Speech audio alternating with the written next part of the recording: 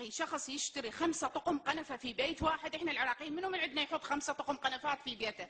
هل منطقي 6 تلفزيونات في بيت واحد؟ السادة المفوضين معظمهم في شقق سكنية، والسادة النواب يعرفون حجم الشقة السكنية. هل الشقق تستحمل 6 تلفزيونات، 4 ثلاجات سيادة الرئيس؟ هل يعقل مفوض ياخذ 6 موبايلات يشتري من الدولة؟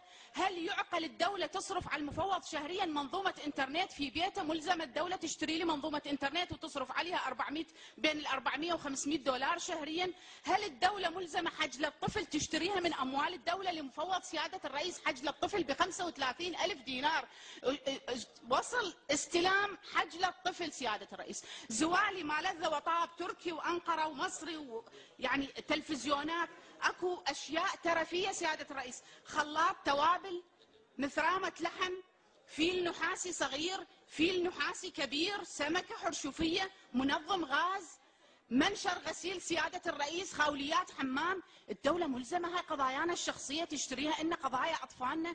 مرة أكو قضايا كبيرة ممكن ضرورية مهمة، يعني هاي شمعة ملابس عدد 7. أحد المفوضين سيادة الرئيس عنده بيتين، يعني هل الدولة ملزمة اللي يتزوج زوجتين تأثث له مرتين؟ لدواعي السرية والضرورات الأمنية مولدة لبيت السيد المفوض، نقول لدواعي السرية والضرورات الأمنية نسوي دعوة مباشرة نشتري مولدة ب10,000 دولار لدور السادة المفوضين. لحد الآن ماشي، اشترينا مولدات لدور السادة المفوضين.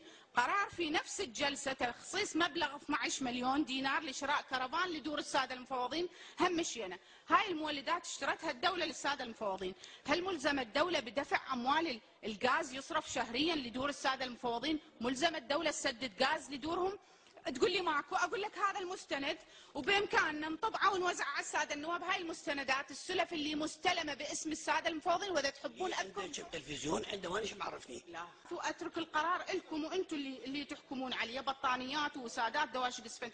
طيب بنتعينوا المفوضين ما كان عندهم حتى دوشق؟ يعني معقوله المفوض من اجى ماكو اي شيء في بيته بحيث اشترى من الامه الى تنصفني ببعض الدقائق. يعني انا اوفد مفوض الى اربيل شهرين ويا 4 افراد حمايه الدوله تصرف لهم، يروح ايفاد الى سليمانيه سياده الرئيس، من اربيل الى سليمانيه يومين تروح ايفاد تصرف فندق في اربيل وفي نفس الوقت فندق في سليمانيه ليلتين. وعندي قضيه مفتوحه بالنزاهه الان، تاخذ فندق باربيل ليلتين وفي سليمانيه نفس الليلتين في سليمانيه تصرف مخصصات فندق. بس اقول تسبب بهدر كبير للمال العام. واني بكيف يعني اقرر؟ واني بكيف يعني اقرر؟ اسمه سعد الراوي، اخوه اسمه علي عبد العزيز، كان يبيع الباجي يدخل ناس بفلوس ويطلعهم، واحتالوا على شخص باعوا له شيش حديد. الان بعد ان اثيرت هاي التساؤلات، فهاي السنوات وهاي الاموال وين بناء القدرات؟ هاي ايفادات المفوضين اليوميه بدوله، وين بناء القدرات؟ وين الاموال هاي صرفت؟ ليش القضيه الانتخابيه مركز ادخال روح العمليه الانتخابيه لماذا لم يكن بايادي عراقيه؟ اتمنى مفوضيه توضح للساده نقسم المساله. انا اكون سعيده وكل اعضاء مجلس النواب يكونون سعداء، خليه يطلع كل ما عنده بشفافيه عاليه. هذا المطلوب. نعم، كل ما عنده، اذا عنده شيء خليه ذكره. محاوله الايحاءات هاي والتهرب من الاجابه بهاي على اساس العمليه الانتخابيه كلها تعتمد. اكو موظف كان في مركز ادخال البيانات انقتل في شارع حيفا متلبس بجريمه، كان يقتل شخص، ومع مواجهه مع الاجهزه الامنيه قتل هذا الشخص وثبت انه ارهابي وبحوزته مسدس ومتفجرات ورمانه وغيرها حسب تحقيق. هذا الشخص اسمه يوسف حميد عبد الرزاق.